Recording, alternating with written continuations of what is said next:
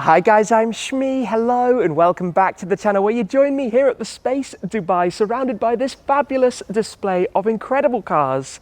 But to experience a car that has eluded me to date, one of my favourites out there, the Ferrari SA Aperta. Now to the untrained eye, this might look like an ordinary 599 GTB, and don't get me wrong, that is a very exciting car, but no, in fact, this is one of the rarest Ferraris ever. It features the 6-litre naturally aspirated V12 of the 599 GTO. It is a convertible, and they only made, officially speaking, 80 of them in total, which were all sold out before the car was ever even shown to customers. Now we're going to get a cold start of that fabulous V12, pop the car outside, go through all of the details, and then take it out to drive to see what the incredibly rare SA Aperta is all about. Here at the Space, we are surrounded by some very standout cars. The hypercars over in that direction, we have quite a few different Ferraris, even the triple Barchetta hypercar lineup. But for example, on the Ferrari front, the Monza SP2, SF90, F8 Spider, 812 Superfast by Mansouri, Pista Spider, F12 70th anniversary, F12 TDF, and then the LaFerrari and LaFerrari Aperta sit down there with the hypercars. But I want to pay special attention to this, to the SA Aperta. We'll pull it outside though after getting a glorious cold start, because there is a lot to talk about when it comes to this car. It's very bespoke, very specific, and very, very limited. As I said, they were all sold out before it was ever even shown to customers. The idea of a convertible, there is a soft fabric roof, which I will demonstrate and show in a little bit, that you can place over the top, but effectively an open car, a Barchetta, a follow-up to the 550 Barchetta and 575 Super America on the 599 platform. So let's get this cold start in action, and let's get it outside.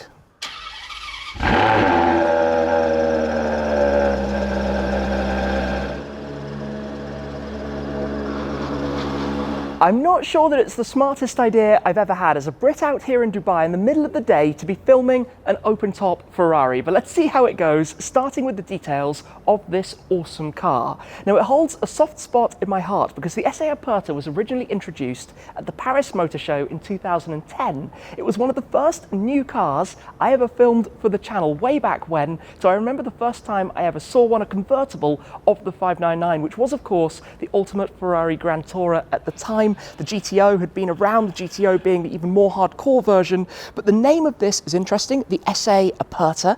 SA is named after Sergio and Andrea Pininfarina. It was the 80th anniversary of Pininfarina at the time it was introduced, hence the limited run of just 80 cars, officially speaking. The Aperta is the Italian word for open, fairly obvious when you take a look at it, and it's a name that Ferrari have used since on a number of different cars, including the LaFerrari Aperta and also the 458 Speciale A, the A for Aperta, and the new 812 Competizione A as well. Now, talking about the numbers, as I said, officially 80 for the 80 years of Pininfarina. Unofficially, if you take a look at exclusive car registry, there are over 130 of them that are already known about. Perhaps there'll be a couple more out there in the world, so the number's a little bit vague on that front. But regardless, just take a look at it. It is a beautiful thing. The bodywork is effectively that of the 599 GTB, so the softer bodywork as opposed to the GTO with its larger vents and extra openings that it had on the bonnet. It sits a touch lower than the GTB. It's about 10 millimeters, 1 centimeter lower, but fundamentally it's all about this, the open roof configuration. Now, for the A pillars, the mirrors, and the C pillars, they're all painted in the satin aluminium, which contrasts beautifully against this car's Rosso Corsa paintwork. These are actually made from carbon fiber. They increased the rigidity of the car, but it's all about the driving experience. It's got the F1 gearbox, all the power goes to the rear wheels, and in fact, talking power, we have the GTO's engine. Let's have a quick glimpse inside here, where again it's got the more GTB Grand Tourer comfort focused interior. You do have the limited edition 1 of 80 plaque in the center, but if we just pop open the bonnet, because this, well, it's a masterpiece. Ferraris are always about the engines. In here, if I can find the catch for it, we have the 670 horsepower 6-litre naturally aspirated V12, 670 CV, that's 662 brake horsepower and 620 newton meters. Sitting mounted back from the front axle, that front mid configuration, you have the SA Aperta logo here, along with the chassis number and the distinct, very red engine placed back there. The engine found in the Ferrari Enzo, amongst many other very, very, very special Ferrari models over the years. And it's always a beauty to behold the Ferrari engine bays. That is, of course, what we're going to be enjoying plenty of with the roof down today. So pop that down, click it back into place. For the roof, you have effectively a fabric contraption that you can drive up to a limited speed, up to about 80 miles an hour, 130 kilometers per hour, which you can fold away and pop into the back. But basically, like the 550 Barchetta, the idea is that you drive it open. So that's what we're going to do for now. I'll show you more about that later. There's a lot of luggage space back there. So let me take a seat inside here. We've got the Daytona style inserts of the seats, all of the cars with the sporty bucket seat included in it. We've got the Ferrari F1 plaque just there as well, prominent red central rev counter, the carbon fiber steering wheel, the Manatino selector. The key pops in just to the right hand side, foot on the brake, start it up, and it sounds amazing. It is such a deep, grumbly V12, quite a different sound to the noises of the latest Ferrari V12s, the 812 for example, or even my GTC 4 Lusso. But this is going to be about the drive, so let's get straight out onto the road and find out what the SA Aperta is like. Here we go then, and I tell you what, this instantly feels very, very cool. Now, I've been lucky enough to drive the Ferrari 599 GTO on previous occasions, but never one of these, never the SA Aperta. And this has an exhaust system which is effectively developed from that found in the 599XX.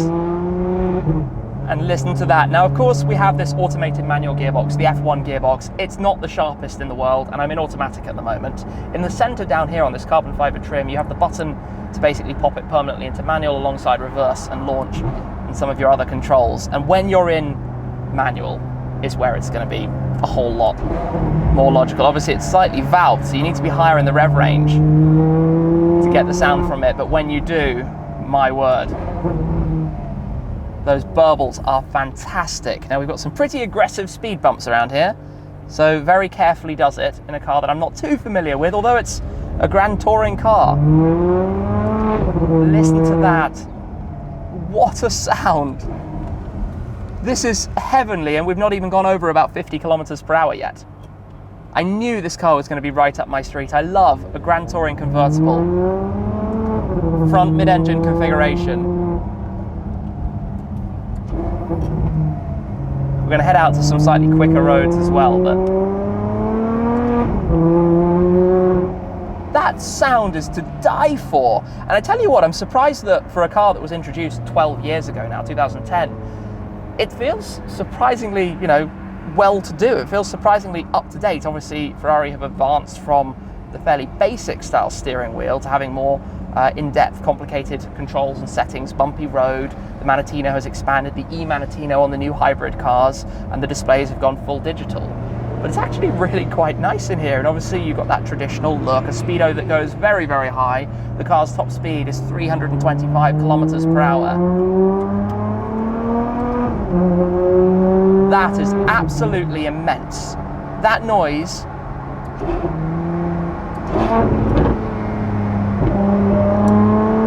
speechless. Wow. And actually they've designed this quite nicely, because even here, we're going 80 kilometers an hour, 50 miles an hour. It doesn't feel too windy inside. You've got a bit of a wind deflector on the shelf behind. You could close it up fully, but that would spoil the fun. This is the perfect car for here, or for Miami, or Los Angeles, or the south of France, or something like that. I can't get my head over this. This is immense. This is absolutely immense. I'm in race, and race gives you the faster shifts, and everything just feels a little bit more responsive. I always like driving that way just because you feel more connected, but the ride is pretty docile. I mean, there's no bumpy road mode to soften it down a bit, but you wouldn't need to. I mean, we are on some nice tarmac here, but like this, the shifts are pretty decently quick. I'd have expected them to be a little less responsive. Obviously very, very torquey with the naturally aspirated engine. I just massive beams, because this is a car that's, I would guess, worth now in excess of $1 million. They were quite expensive to begin with, best part of 600,000, because of obviously the limited value and the rarity of them, and the fact that you could spec each one individually, so they aren't all Rosso Corsa with the Nero and Rosso interior. They're all in different configurations. But with the road opening in front of us, just to drop it down for a moment,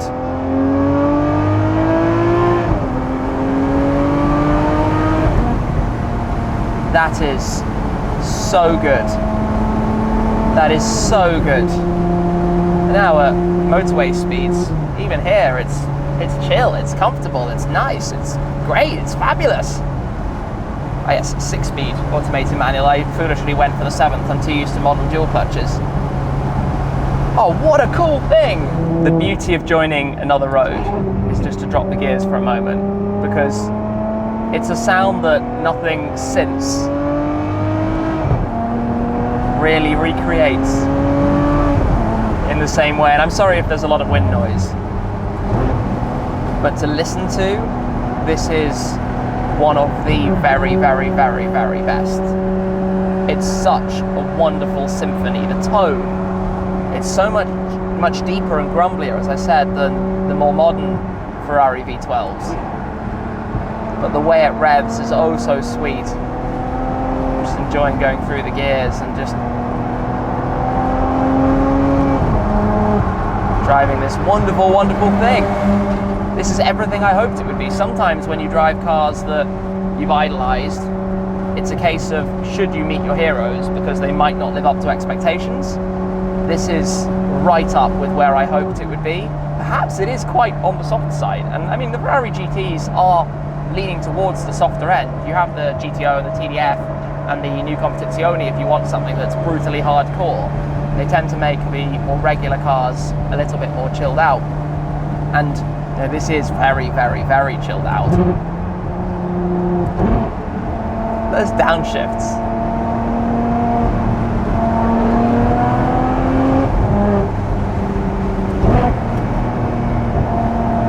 Just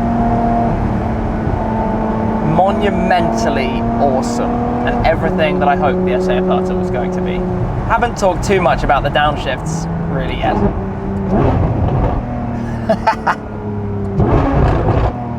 Nothing like the sharpness of a dual clutch, but those burbles and crackles and the feeling of it. It's really raw in some ways, but like I said, it's this really raw, emotional engine sound without the rawness of the ride. I mean, even on these paved bits of ground here, it's pretty smooth as these things go.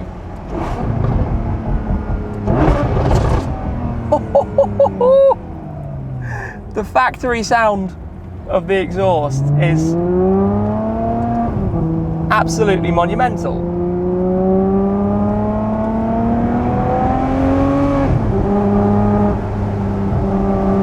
This is fabulous. It's so much what I like in a car.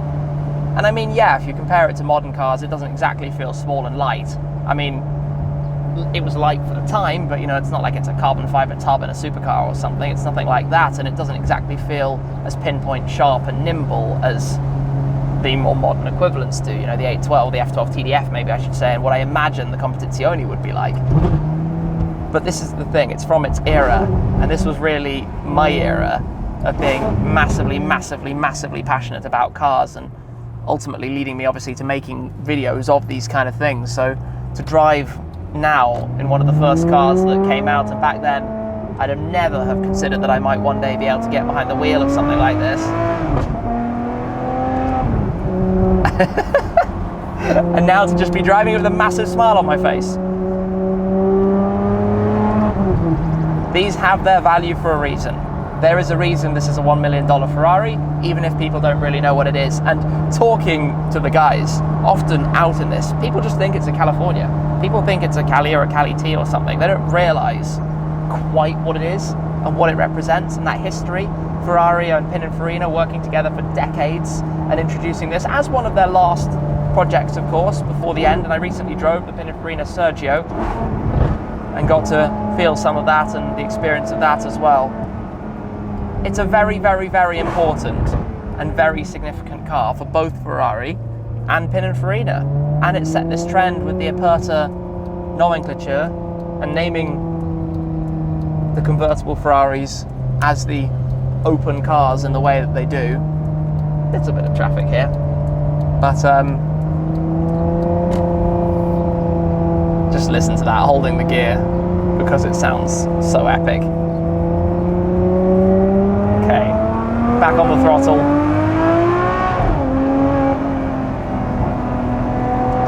You know, the shifts are violent, but they're supposed to be. They're supposed to do that. And you can turn it down through sport, and wow, the valve difference is huge. So in race, at 3,500 RPM, the valves are opened. And in sport, they completely close. So it doesn't need to be this loud, and then you've got wet and you've got ice as well. If you want it to be quiet like this, there's just a subtle, it's actually really quiet. There's a subtle bit of V12, which if you're owning the car and driving it regularly, you might want. For a short hop like today, I want those valves opened. I want as much of this as possible. It's an assault on the senses, the sound of this thing, in the most perfect of ways. Oh my goodness. As you can probably tell, I'm quite enjoying driving this car, and I don't really want to give it back. If there was ever a car that I think suits me well, it's something like this. I love rare limited edition collectible cars, love a V12, love a front mid-engined, rear driven.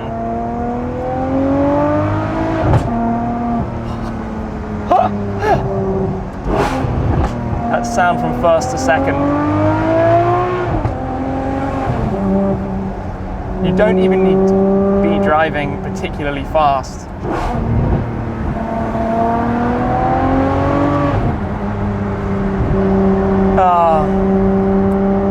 All I can say is good times, just monumentally good times. Monumentally epic, monumentally everything, the word of the day. Out on the main road, thankfully quite empty. I'm just going to slow it down a notch.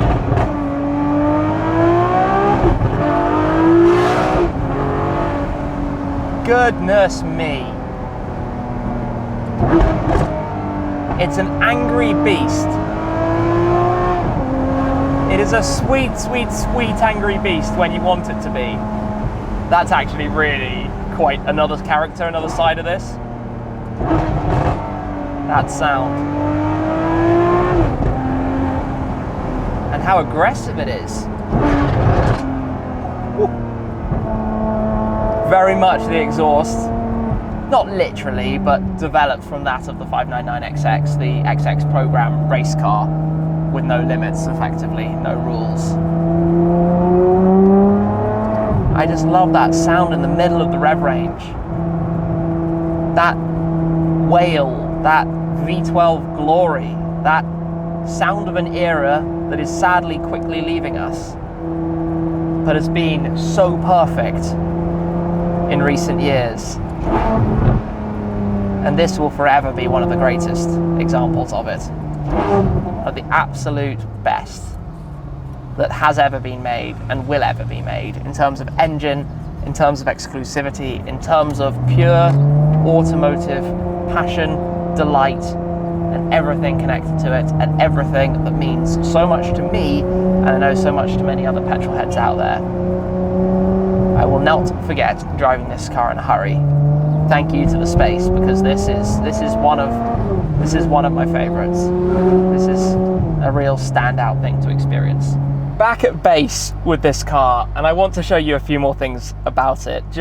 I'm completely mind blown, as you can probably tell. Sitting inside here is very special. The carbon across the dash, the way that it's finished, the trim, there's a fire extinguisher down there in the footwell, climate control in the center, you can pop open that and you've got the radio tucked in there. Also, behind the carbon flap. I quite like this though, it doesn't look dated as a result. If you have an infotainment screen in the middle, that's always going to date cars so much. The dashboard, as you can see, I mean, we should take a little listen to this really. Let's give it a quick little blip.